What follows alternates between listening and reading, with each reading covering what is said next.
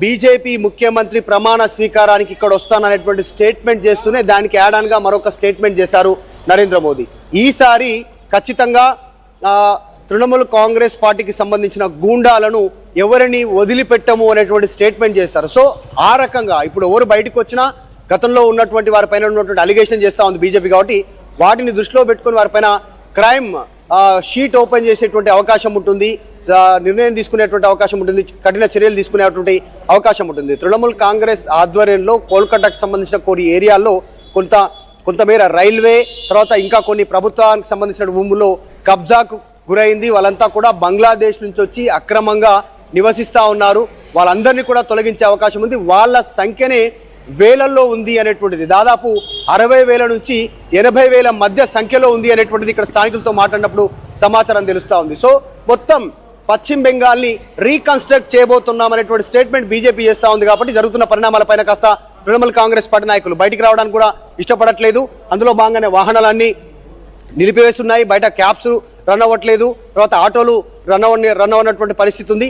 Cabs, online cabs కొంత అందుబాటులో ఉన్నప్పటికీ కూడా విపరీతమైనటువంటి హైక్ రేట్స్ ఉండడం వల్ల కూడా బయట ఎవరు జనాలు తిరగలేనటువంటి పరిస్థితి. ఇప్పుడిప్పుడే కొన్ని షాప్స్ ఓపెన్ చేస్తున్నారు. దాదాపు ఇంకా కొన్ని షాప్స్ మనం చూస్తూ ఉన్నాం, అన్ని క్లోజింగ్లో ఉన్నటువంటి పరిస్థితి, ఇంకా ఓపెన్ కానటువంటి పరిస్థితి. ఇక్కడ నుంచి ఈ ఏరియా అంతా ఎప్పుడు బిజీగా ఉండేటువంటి ఈ పార్క్ స్ట్రీట్కి సంబంధించి కోల్కతాలో అత్యంత రద్దీగా ఉండేటువంటి పార్క్ స్ట్రీట్కి సంబంధించిన షాప్స్ అన్ని క్లోజ్ ఉన్నాయి, వాహనాలన్నీ బయట నిలిచిపోయినటువంటి పరిస్థితి ఉంది. పశ్చిమ బెంగాల్లో ఉద్రిక్తత ఉంది. తృణమూల్ కాంగ్రెస్ పార్టీ ఆఫీస్ పైన దాడులు, నిప్పు పెట్టడము, అక్కడ అటాక్ చేయడము, డైరెక్ట్గా మమతా బెనర్జీ పైనే అటాక్ చేసే ప్రయత్నం చేయడం, వాహనం మీదకి దూసుకెళ్లేటువంటి ప్రయత్నం చేయడం, ఆ విజువల్ చూస్తూ ఉంటే పశ్చిమ బెంగాల్లో చర్చ కొనసాగుతుంది. ముఖ్యంగా కోల్కతాలో సెంట్రల్ ఫోర్సెస్ అంతా రోడ్డు పైన డిప్లాయ్ చేశాయి, కొన్ని రోడ్స్ క్లోజ్ చేశాయి, బయటకు వాహనాలు తిరగకుండా డైవర్షన్ చేస్తూ ఉన్నాయి. సో కాస్త ఉద్రిక్తంగా ఉంది ప్రస్తుతం పశ్చిమ బెంగాల్ పరిస్థితి.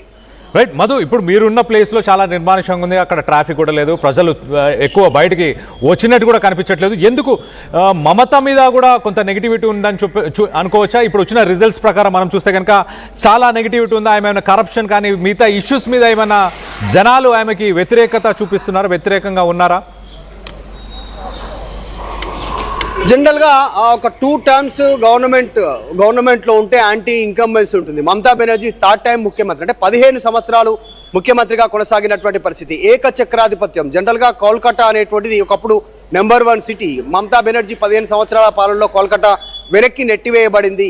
తర్వాత విద్య, ఉద్యోగం, నిరుద్యోగానికి సంబంధించిన విషయంలో నిర్ణయాలు కరెక్ట్గా తీసుకోలేకపోవడంతో ఈరోజు చాలామంది నిరుద్యోగులు ఉన్నారు, రోజుగారీ లేదు అనేటువంటిది. తర్వాత ప్రభుత్వంలో కరప్షన్ ఛార్జెస్, వారిపైన ఎక్కువ అలిగేషన్స్ రావడం, ప్రభుత్వంలో ఉన్నటువంటి నాయకులు ఎక్కువగా కరప్షన్ చేశారు అనేటువంటి చర్చ రావడము, ఆర్జికర్ సంబంధించినటువంటి వైద్య విద్యార్థిని ఆమెను రేప్ చేసినటువంటి ఘటన, ఇవన్నీ కూడా ప్రభుత్వానికి చెడ్డ పేరు తీసుకొచ్చినటువంటి పరిస్థితి. దీనికన్నిటికంటే ముఖ్యంగా బీజేపీ హిందుత్వ ఎజెండాను తీసుకోవడం, నేషనాలిటీని తెరపైకి తీసుకురావడం. బంగ్లాదేశ్ బార్డర్ నుంచి పశ్చిమ బెంగాల్లోకి అక్రమంగా వలస వస్తూ ఉన్నారు బంగ్లాదేశ్లు, వారికి ఆశ్రయం కల్పిస్తూ ఉంది మమతా బెనర్జీ. మరొక బంగ్లాదేశ్గా పశ్చిమ బెంగాల్ని మారుస్తూ ఉన్నటువంటి అలిగేషన్, ఇవన్నీ పెద్ద ఎత్తున చర్చ జరిగాయి. ఒక ఫ్యాక్టర్ లేదు, చాలా ఫ్యాక్టర్స్ ఉన్నటువంటి సిచ్యువేషన్. ఏకచక్రాధిపత్యం, ఆమె చెప్పిందే వేదం, ఇట్లాంటి అంశాల ద్వారా కూడా కాస్త దూరమైనటువంటి పరిస్థితి. పార్టీలో ఉన్నటువంటి ఎంపీలు, తర్వాత మహిళా నాయకురాలు ఓపెన్ స్టేట్మెంట్స్, కాస్త హిందువులను నొచ్చుకునేలా, మెజారిటీని నొచ్చుకునేలాంటి స్టేట్మెంట్స్ చేయడం కూడా మమతా బెనర్జీ ఓటమికి కారణంగా చర్చ అయితే కొనసాగుతూ ఉంది. చూడాలి ఏం జరుగుతుందో. ప్రస్తుతం ఉద్రిక్తంగా ఉంది. సెంట్రల్ ఫోర్సెస్ గతంలో ఎప్పుడూ లేనట్టుగా, ఏ రాష్ట్రాల్లో లేనట్టుగా పశ్చిమ బెంగాల్లో డిప్లాయ్ అయినటువంటి సిచ్యువేషన్ ఉంది. భారీ భద్రత నడుమ ప్రస్తుతం పశ్చిమ బెంగాల్ ఉంది. అందులో ముఖ్యంగా కోల్కతా క్యాపిటల్ కాబట్టి కోల్కతా అనేటువంటిది పూర్తి స్థాయి సెంట్రల్ ఫోర్సెస్ గుప్పిట్లో ఉంది. అందులో భాగంగానే షాప్స్ ఇంకా క్లోజ్ ఉన్నాయి, వాహనాలు బయటకుగా తిరగట్లేదు, అడపాదడప కొన్ని మాత్రమే తిరుగుతూ ఉన్నటువంటి సిచ్యువేషన్ కనిపిస్తుంది. అది కూడా ఒక క్లారిటీ వచ్చిన తర్వాత రిజల్ట్లో ఇప్పుడిప్పుడే రోడ్డుపైకి వస్తున్నట్టుగా కనిపిస్తాం. ఉదయం నుంచి చూస్తూ ఉన్నాం, చాలా తక్కువగా పలుచగా వాహనాలు తిరిగినటువంటి సిచ్యువేషన్ అయితే కనిపిస్తూ ఉంది. బీజేపీ ర్యాలీలు, పెద్ద ఎత్తున వాళ్ళంతా కూడా స్లోగన్స్ చేస్తూ రోడ్డుపైకి వస్తూ ఉన్నటువంటి ఘటనలు కనిపిస్తూ ఉన్నాయి.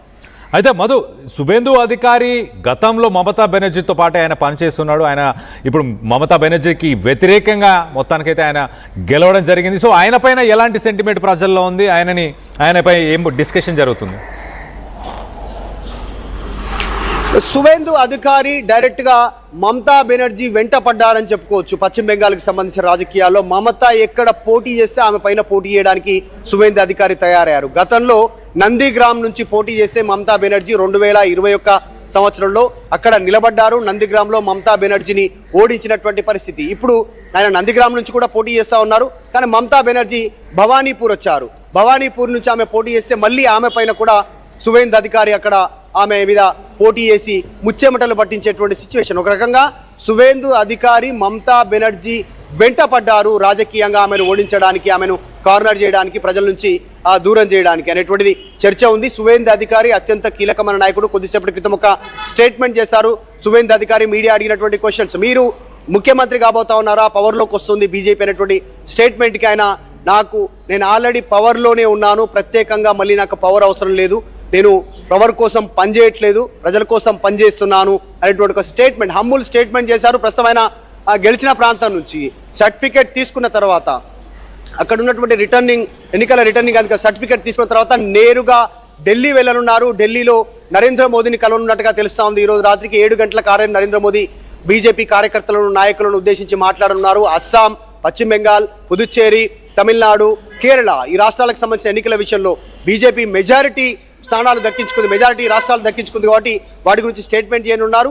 ఇదే రోజు రాత్రి ప్రధాని మోదీ మాట్లాడిన తర్వాత పశ్చిమ బెంగాల్లో బీజేపీ ముఖ్యమంత్రి ఎవరు అనేటువంటిది క్లారిటీ రానుంది. 7 o'clock exactly Delhi BJP head క్వార్టర్స్కి నరేంద్ర మోదీ వెళ్తున్నారు. అక్కడి నుంచి ఆయన ఒక క్లారిటీ సందేశం ఇవ్వనున్నారు. సో పశ్చిమ బెంగాల్లో ఉన్నటువంటి బీజేపీ కీలక నేతలంతా కూడా క్యూ కట్టారు, ఢిల్లీకి వెళ్తా ఉన్నారు. వాళ్ళు ఈ రిటర్నింగ్ అధికారి నుంచి పత్రం తీసుకున్న తర్వాత, గెలిచిన పత్రం తీసుకున్న తర్వాత, సర్టిఫికేట్ తీసుకున్న తర్వాత అంతా క్యూ టు ఢిల్లీ వెళ్తా ఉన్నారు. సో త్వరలోనే పశ్చిమ బెంగాల్లో బీజేపీ ముఖ్యమంత్రి ప్రమాణ స్వీకారం చేరున్నారు. Right Madhu, thanks for the latest update. మొత్తం మీద మమతా బెనర్జీ టీఎంసీ ఆఫీస్కి నిప్పటించారు. ఎన్నికల ఫలితాలతో ఇటు బెంగాల్లో హై టెన్షన్ వాతావరణం నెలకొని ఉంది. బారాబానీలోని ఒక టీఎంసీ ఆఫీస్కి నిప్పు, గుర్తు తెలియని దుండగులు నిప్పంటించారు. పార్టీ కార్యాలయాన్ని ధ్వంసం చేశారు అంటూ ఇటు టీఎంసీ బీజేపీ కార్యకర్తలని ఆరోపిస్తుంది. మంటలు భారీగా ఎగిసి పడడంతో బూడిదైపోయింది ఆఫీస్ అంతా కూడా. ఇటు పోలీసులు, కేంద్ర బలగాలు కూడా అక్కడికి చేరుకొని అక్కడ ఉన్న ఆ మాబ్ని చెల్లా చెదరగొట్టే ప్రయత్నం కూడా చేశారు. దానికి సంబంధించిన విజువల్స్ ని మనం చూస్తున్నాం. You are watching highly disturbing visuals.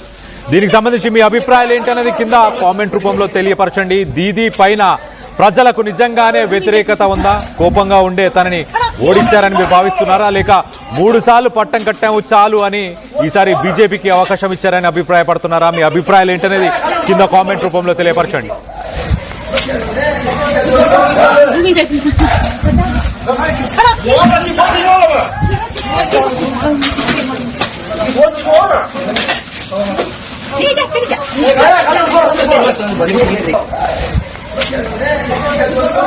ठीक है